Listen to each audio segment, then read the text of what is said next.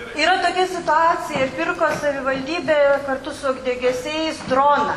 Daumantas kancleris, jis, Lietuvoje turbūt vienas labiausiai žinomų šioje srityje, musninkietis, Širvintų rajono, labai džiaugiuosi, kad mūsų jaunimas rajono domisi, kas vyksta rajone. Todėl mes ruoju kalbam apie tai, kad rašysim straipsnį, bet jis trumpai nori papasakoti, kas čia vyksta ir kas negerai. Sveiki, esu Daumantas kancleris, ISM vadybos ir ekonomikos universiteto pirmakursis. Ir grįžęs per Velykas į gimtinę pas tėvus, tėvai paklausė, ar matei Domai, Šimtų savivaldybė nusipirko droną. Tai jeigu trumpai, bepločiais orlaiviais aš jau gyvenu daugiau nei 3 metus, tai yra mano pragyvenimo šaltinis. Dalyvauju, esu pilno metro operatorius, filmuoju reklamas ir taip toliau. Ir tiesiog perskaičiau tą straipsnį ir galiu pasakyti, kad turbūt nesu skaitęs straipsnio su daugiau netikslumų, bet tikrai žiaurių netikslumų. Tai straipsnio pavadinimas yra Žolės degintojai bus stebimi iš paukščio skrydžio. Tai labai trumpai pakomentuosiu aspektus, kurie labiausiai man užkliuvo ir su kolegomis tiesiog beveik savaitę juokėmės. Taip, skaičiuojama, kad ne 1 000 eurų kainavęs renginys turėtų atsipirkti per 2 metus. Nuotraukoje, čia turbūt nesimatys, galbūt matėt, kas nors šitą straipsnį, nurodytas beplotis orlaivis, aš esu turėjęs, esu kelis kartus netgi perrinkęs. Jo vertė, važiuojant čia patikrinau, yra 550 eurų, kitur iki 600, bet toli gražu ne keli tūkstančiai eurų. Ir tiesiog tokie techniniai niuansai, kurie yra labai juokingi. Taip.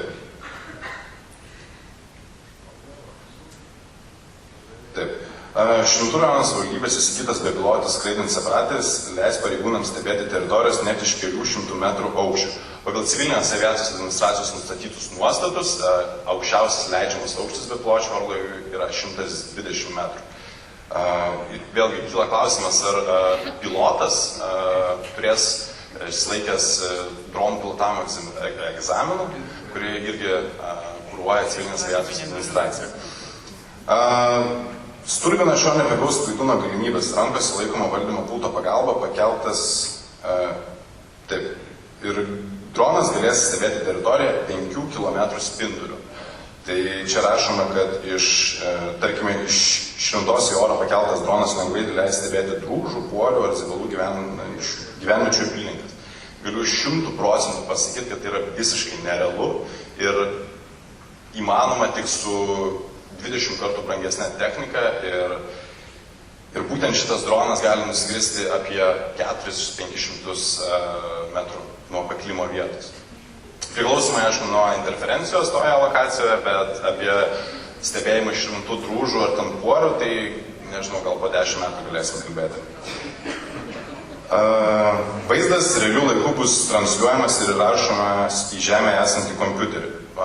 Aš kiekvieną dieną skaitau visas naujienas susijusias šią temą ir nėra tokio dar įrenginio, kuris galėtų siųsti vaizdą 5 km ir įrašinėti tą į kompiuterį. Nes laikmena yra bepiločiame orlaivyje ir tik nusileidus dronui galima išsitraukti kortelę atminties, kaip ir fotoaparate, persikelti medžiagą ir tada ten analizuoti. Realių laikų vyksta stebėjimas, bet negalima įrašinėti. Galima, bet ne tokia raiška, o apie raišką dar rašo irgi labai įdomių dalykų. Specialiai tam tikslui sumontuota kamera leis kokybiškai vaizdą priartinti net iš 1,2 metrų. Kaip pavyzdį galima būtų paminėti, kad drono pilotas iš 1 kilometro atstumo kompiuterio monitorėje lengvai gali perskaityti Širvintų krašto laikraščio pavadinimą ir didesnėmis raidėmis spausdintas straipsnio antraštės. Tai jūs įsivaizduojate atstumą daugiau negu kilometrą ir su tuo dronu stebėti už kilometro skaityti laikraštį. Tai nebent jie sumontavo žiūronus ant kameros arba optiką, kuri yra naudojama stebėti mėnuliams. Taip. Be to, sumanioji kamera leis stebėti šilumą skleidžiančius objektus nakties metu.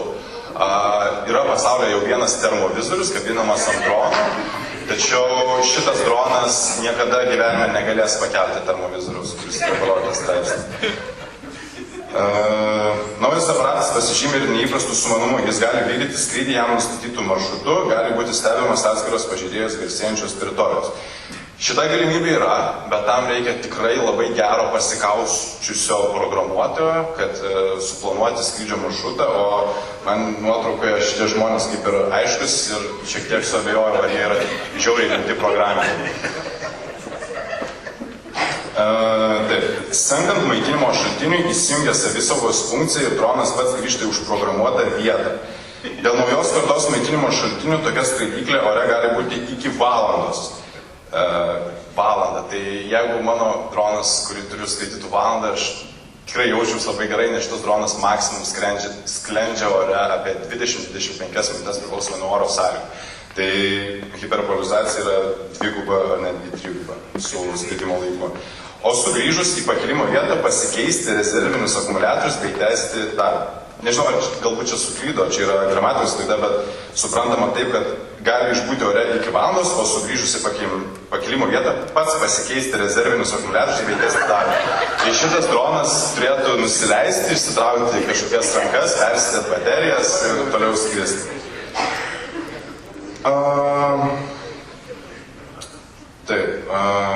Tai turbūt tiek. Čia yra dar, aišku, niuansų, kuriuos galėčiau komentuoti, bet galbūt jie tokie nėra labai juokingi, tai tiesiog norėjau pakomentuoti, galbūt, nežinau, kas nors galėtų pakomentuoti, kaip vyko šitas pirkimas.